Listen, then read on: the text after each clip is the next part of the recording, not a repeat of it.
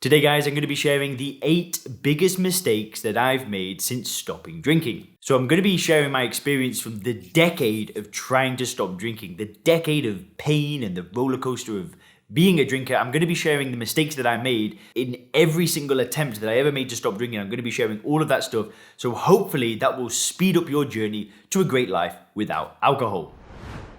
So hey guys, if you are new here, my name is Leon Sylvester. I help people stop drinking without AA, without willpower, without rehabs, and I run a company called Sober Clear where we take people through a reframing process. If you want any more information about that or you want my help stopping drinking, there's a short video for you to watch in the description below. Then you'll be able to book a call to see if the Sober Clear method may work for you.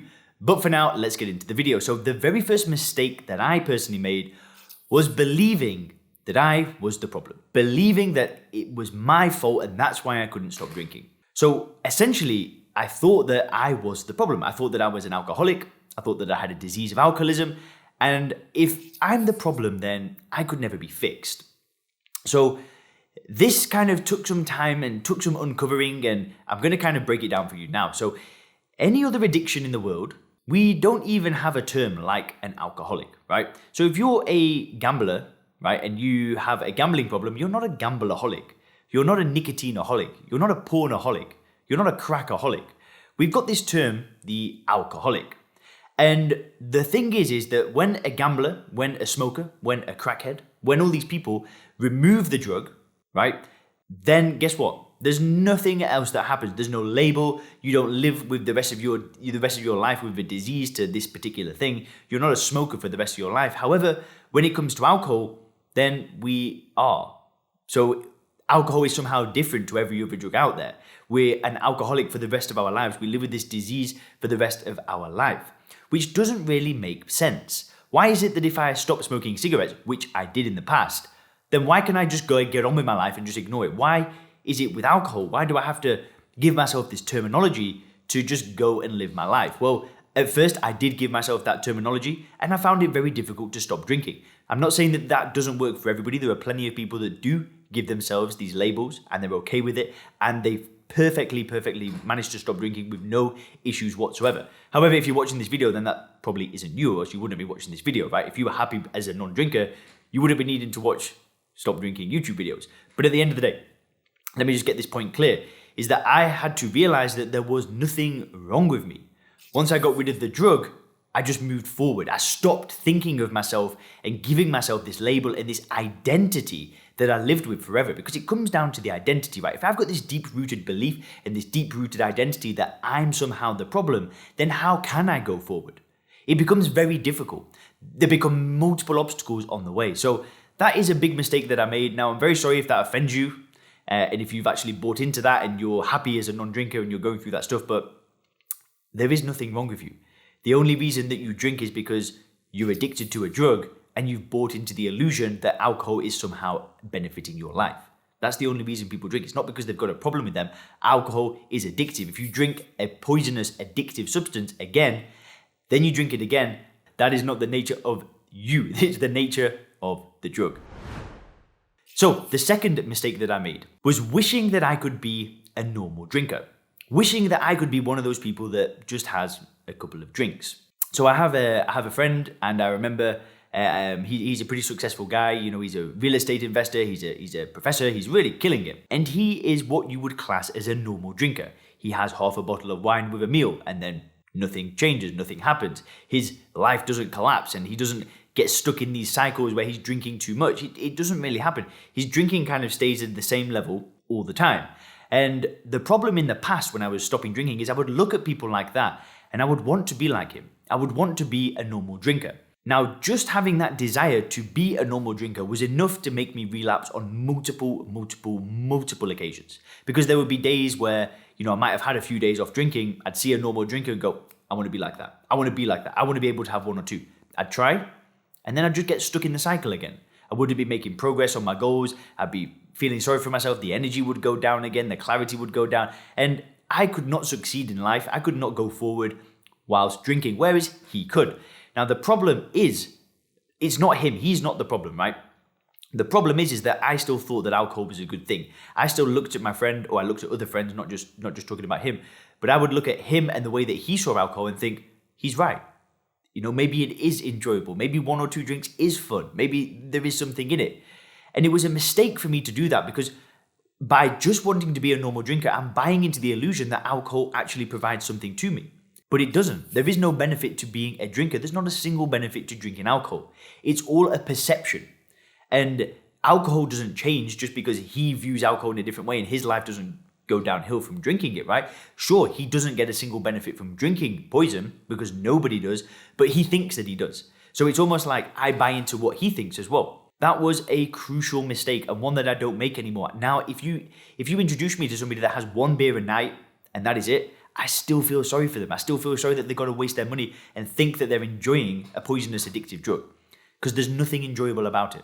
Nothing whatsoever. So that was another mistake that I made. The third mistake that I made was to look at drinkers with envy. It was to, not just talking about normal drinkers now, I used to look at all drinkers with envy. Anybody that could have a drink, anybody that could get drunk, anybody that could go to a party and they were all drinking at the same time. I used to look at those people and want to be like them. I wanted to be a drinker and I used to envy them. I used to look at them and I think, man, this sucks being sober. I just want to be like you guys. I just want to be able to have some drinks and have fun and blah, blah, blah. And that was a crucial mistake. Because I hadn't reframed the way that I viewed alcohol, because I hadn't gone through that process of seeing it for what it is, I used to look at them and I just used to wish that I was like them. And I could do it and I could get involved and I could get stuck in. But the reality is that I don't look at those people like that anymore. I look at those people and I feel sorry for them. Like I just said, I look at those people and I think, man, like if you knew what I knew, if you saw alcohol the way that I saw it, you wouldn't even want to drink it, even if you just have 1 or 2 beers a night, because that does nothing for you. So the mistake that I made was looking at other drinkers with envy instead of pity and feeling sorry for them. Now, guys, the fourth mistake that I made was regretting the past. It was looking back and thinking, I wish that I didn't make that mistake, or I wish I didn't say that to that person. And what I was essentially doing by looking at the past and making regretting it was I was making myself feel guilty and feel shameful for the drinking that I'd done. That did absolutely nothing to serve me. Nothing whatsoever. Feeling bad and feeling guilty, maybe it spurred me into finding a solution to the problem, but it didn't really help me build the life that I wanted. So I no longer do that. I no longer look in the past and think, damn, I wish I'd changed this. I wish I'd changed that. I wish I hadn't done that. I try not to do that because I don't think that there's any value in it. I'm not saying that there's not value in looking at the past and thinking, what could be improved and how could I change things to make things better. But to go and spend time there and beat myself up and wish that I did things differently, it just didn't help me.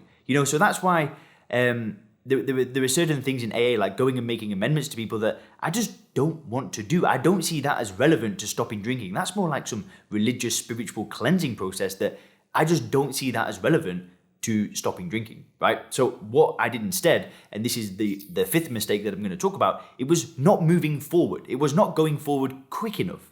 So in the past when I stopped drinking, I just kind of sit there and just wait for this magical moment of, okay, it's been 2 weeks, now I can do something, now I can change something, now I can go back to the gym, now I can talk to girls again, now I can do whatever it was. I would always wait for this magical moment and I never just went forward. And during the time that I stopped drinking this time, which was just over 2.5 years ago, something like that. Well, it was literally like this cutoff point where I just went, I'm done with alcohol, I'm going forward. And within a few days, I quit my job. I got back in the gym, self-employed as a personal trainer with no savings. I just went for it. I just went forward, right? And then before you know it, the business is going well in the gym. I'm booking a flight to Thailand. I'm starting to work online. I'm building a YouTube channel for this company. I'm starting my own channel. I'm starting a coaching business. I'm back in the gym. I've got myself a girlfriend and I've got this house in Thailand and I'm just going forward, right? I'm leaving it all behind me and I'm just going forward as fast as I humanly can. I have got so much that I want to do in this life and I'm not going to go and be upset about what's happened in the past. I'm actually going to use it to my advantage, like starting this business, because I'm not going back and going, damn, why couldn't things be different? Because they ain't going to be different, right? It doesn't matter. It's in the past. It's what you do now that counts. So I try to always push forward. And it's a big mistake that I made because in previous attempts, I didn't do that. Nobody told me that once you make the solemn decision to be a non-drinker, you can go forward again. You can just go full steam ahead to exactly what it is that you want. I didn't know that that was even a possibility. But this time I did. This time I just went forward. And it's what I help people do in the Sober Clear program. We focus on things like like setting goals, creating a vision, becoming somebody new, getting your health back, getting your fitness back, getting your nutrition back on point. We're all focused on building a better life without alcohol because that's what it should all be about. It should be about moving forward, going towards a better quality of life, showing up in your relationships, showing up in your business or your career, showing up for your family, and most importantly, showing up for yourself. That's what it should all be about. And you can do that. And I would encourage you to do it. Like if you've kind of just stopped drinking over the past few days or you're thinking about doing it, well, when you've done it, start doing things that are good for you. Start getting back in the gym. Book the yoga teacher. Do the things that you really, really enjoy doing. Now, guys, the sixth mistake that I make was reasoning by analogy. And what this means is that when I try to stop drinking is I would go to society and I'd ask them, how do I stop drinking? And society would always tell me the same kind of things. They'd say that it's going to be difficult, you're the problem, you're an alcoholic, you should maybe go to a therapist, it's going to be challenging, you should try moderation, you should try cutting down. And what I was doing was I was receiving information from people that viewed alcohol as a good thing. So that was a huge mistake, right? Getting information from people that think of alcohol as a good thing, well, they're going to give me the complete wrong information. Instead, what you should do is you should break things down to its first principles, which is the next mistake that I make, is that I didn't do this. I didn't break things down to its first principles. So what this means is literally breaking down all of the reasons why I thought I drank. Why do I think that it quenches my thirst? Why do I think that it gives me courage? Why do I think that it gives me confidence? Why do I think that it does all of this good stuff? And what I essentially did to actually stop drinking was broke things down and synthesized this information to build a new worldview where alcohol just is something that does nothing for me in my life. And that was a huge mistake not to do that. Nobody ever told me to do that anyway. And that's what I help people do in the business that I've created as well, because no one's talking about this. No one's saying that alcohol is not a good thing. Most people think that alcohol helps you live longer. Most people think that it helps you relax and relieve stress and do all of that stuff, but it really, really doesn't. So they're like two mistakes in one. The first is I reasoned from analogy, and the second thing is I didn't reason from first principles. I didn't try to logically look at my drinking, logically look at the addiction and see it for what it was. So guys, the eighth mistake that I've made on my journey of being a non-drinker was not finding help, right? It took me a decade to find a solution to my problem. Now, I wish that I could have found somebody, a coach or a mentor or somebody like that could have just compressed that for me. I just went through all of this pain to actually finding a solution to the problem.